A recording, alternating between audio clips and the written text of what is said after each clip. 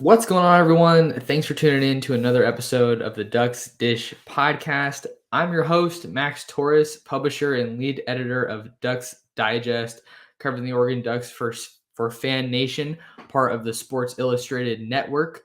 We have another episode of the Oregon Rundown for you today, Wednesday, May 4th, 2022.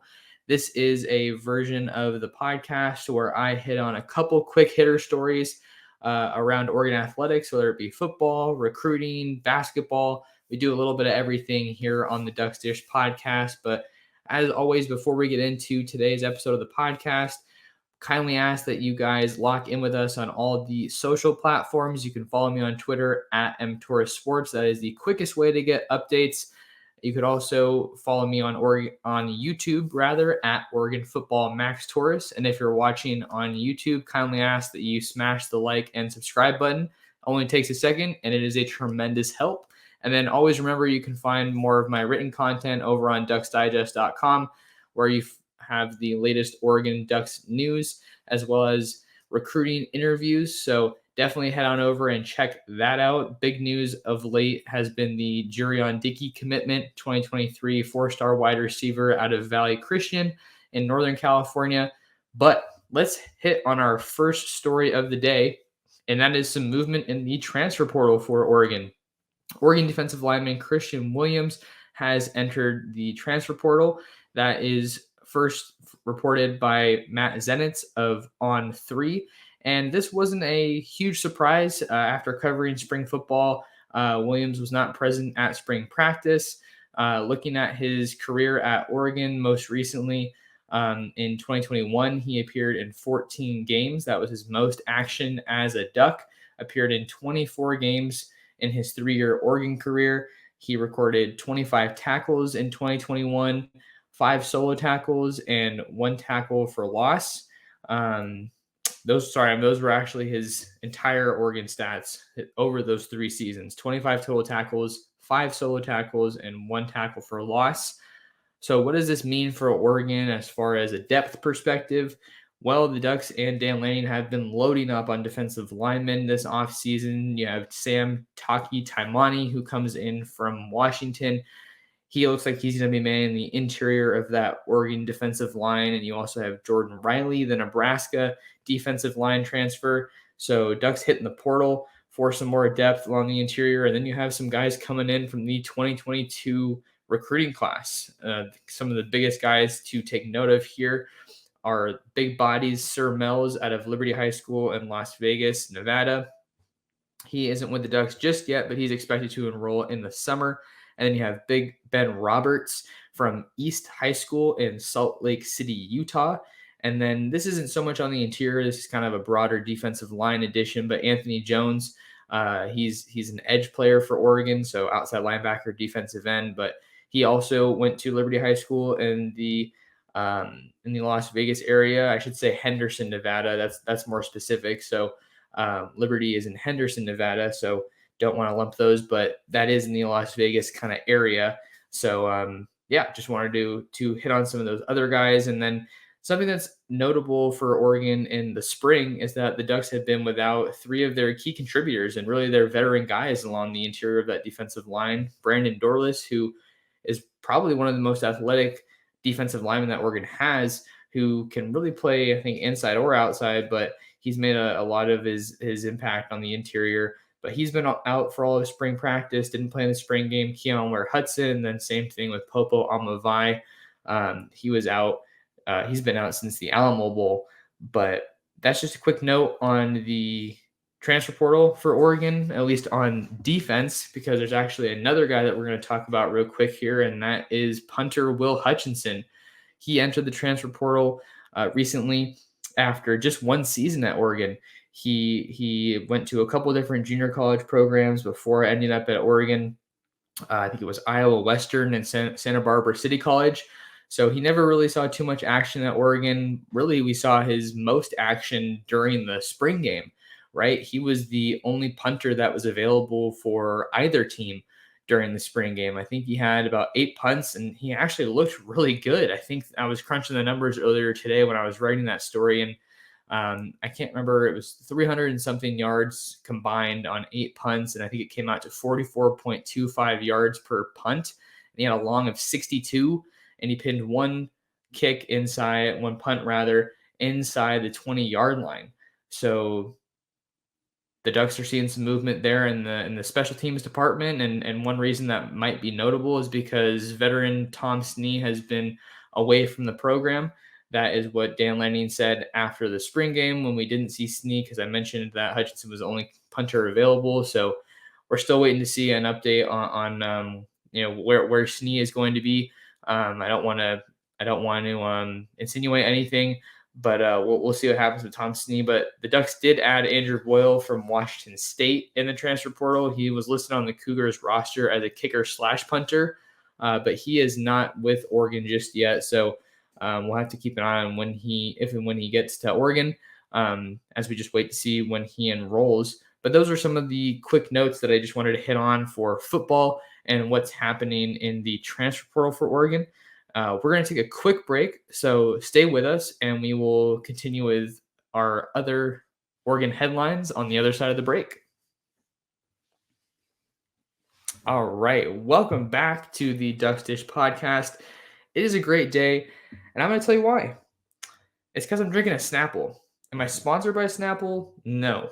Is it my favorite drink on the face of this earth? Yes, but Snapple, I think it's going out of business at some point, or at least the drink is phasing out because it's getting harder and harder to find. So I'm drinking Snapple, so I'm having a great time, and we're talking Ducks. So yeah, Snapple, trying to sponsor the pod, hit me up.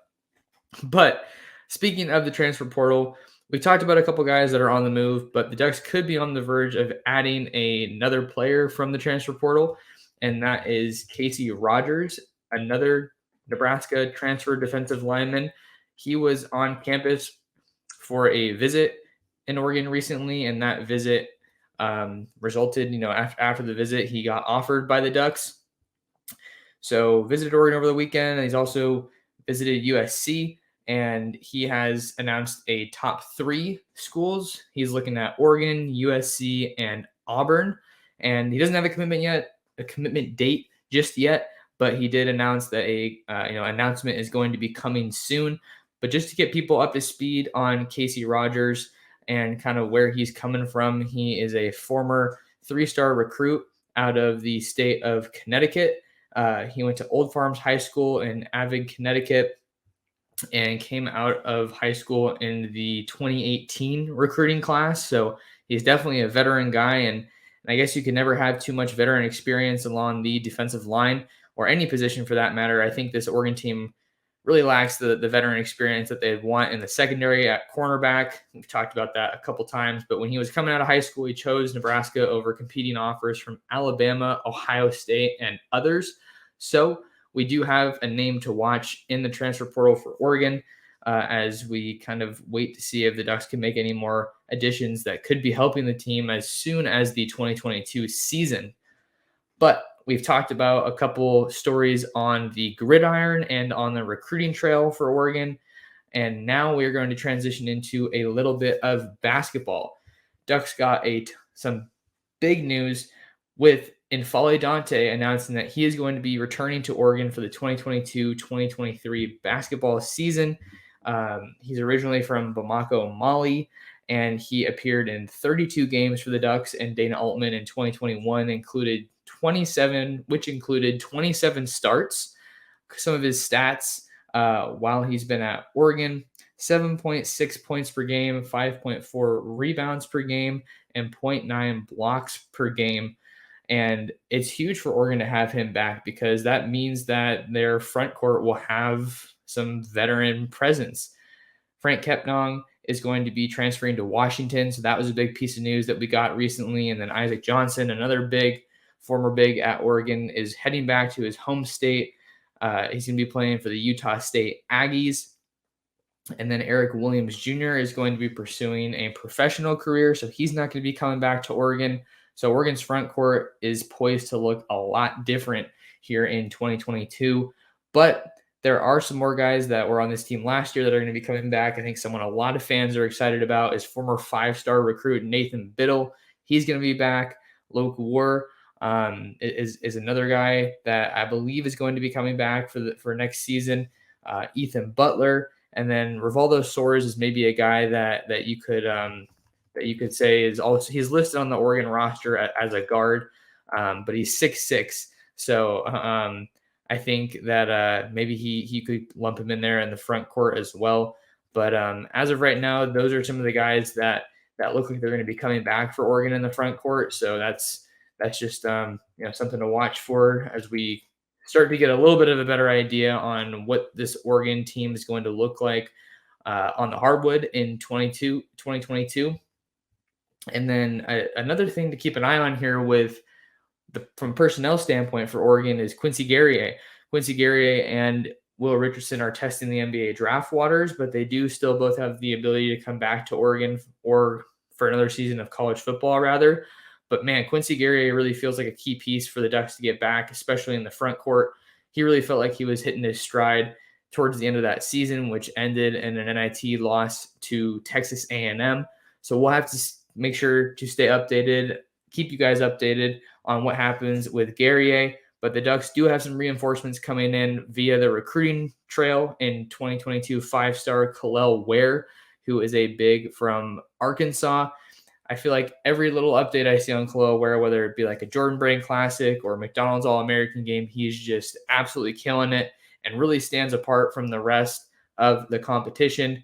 And Dana Altman just keeps attracting big time talent to Oregon, whether it be through the transfer portal or the recruiting trail. So I think even though this Oregon team is probably going to look a lot different, we've already seen some guys that have departed the program.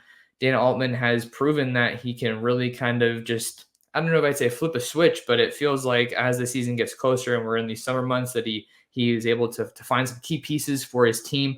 And I personally am of the belief that last season was kind of an outlier.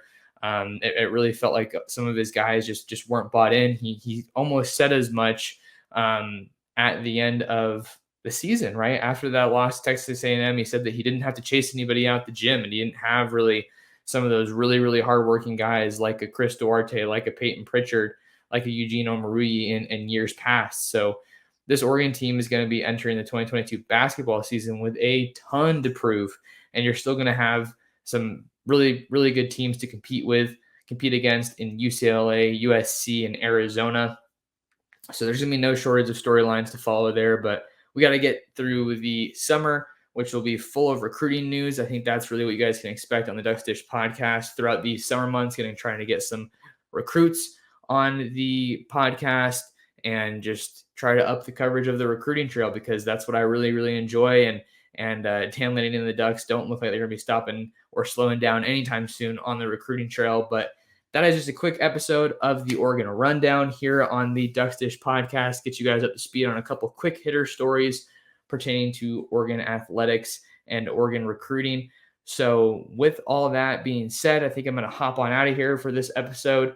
Appreciate you guys tuning in, whether it be on YouTube or the podcasting platform of your choice. Friendly reminder to like and subscribe, 5-star reviews. We love getting all that stuff and appreciate all the support. Until next time, I'm your host, Max Torres, and we will see you guys in the next episode.